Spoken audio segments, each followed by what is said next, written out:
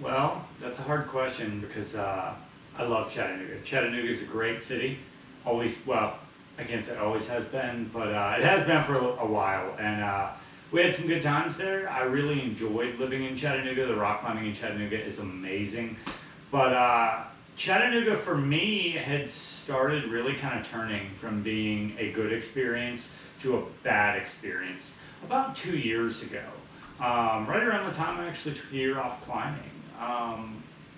There were several factors that led to that, and one was stress from overpopulation and just saturation of people. Chattanooga is located between Nashville, Knoxville, and Atlanta. It is a very, very busy place. The roadways are always saturated in the logistics train that it takes to fuel major cities like that are all 2 hours apart.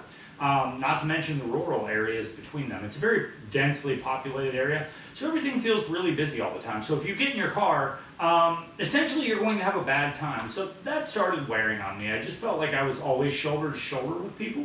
And then that same frustration of feeling shoulder to shoulder with people on the highways started to be how I saw the climbing scene.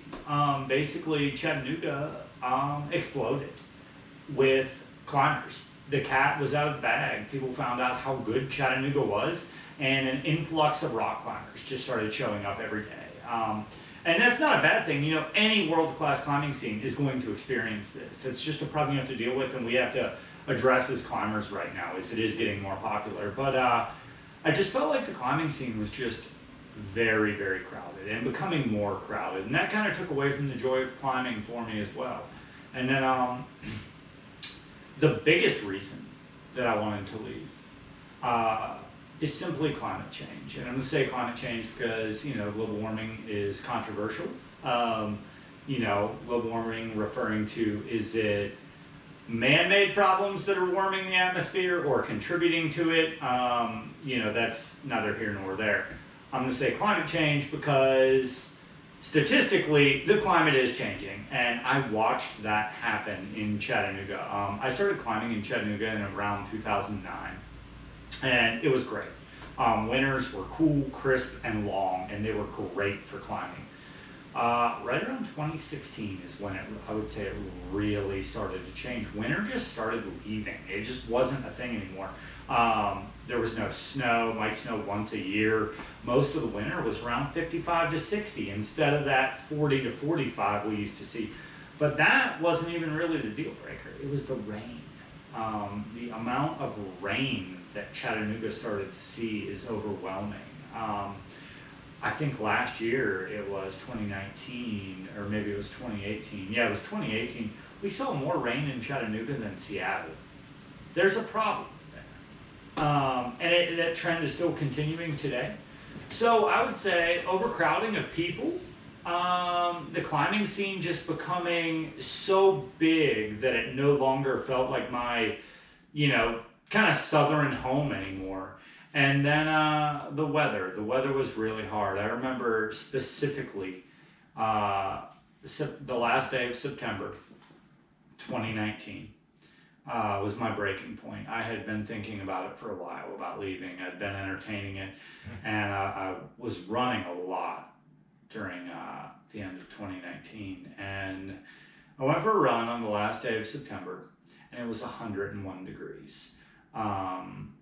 I remember running in just a pair of running shorts, and I remember feeling a significant sunburn on my back. And I remember being so hot running up the hill to where we lived that I think I was starting to feel heat stroke at the end of September, which should be, I remember in 2012 and 2013, being at the Tennessee Wall at the end of September, which is a winter climbing destination, full-on sun every day. The reason I was there is because the highs in the day were only about 65 degrees. So something has happened between there, then and now. So those were kind of my big three to recap. It's saturation of people, the influx of climbers in the climbing scene, the overcrowding, the traffic, and the weather.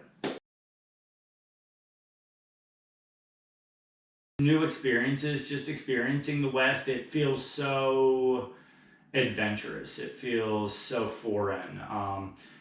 Just everything from the train, the landscape, the people, the economy. It's a different land, especially where we decided to move into the Northwest. It's a different planet. So I'm just really excited about something different. And one extreme to the other, right? The preface of my personality. The extreme hot, wet, and humid to the extreme winter of Montana. I was only excited. The only nervous part for me, just the economic situation, like being a business owner, having a business that works in the Southeast, carrying it to another place in hopes that it's going to work there. Follow me on Twitch, Analog406.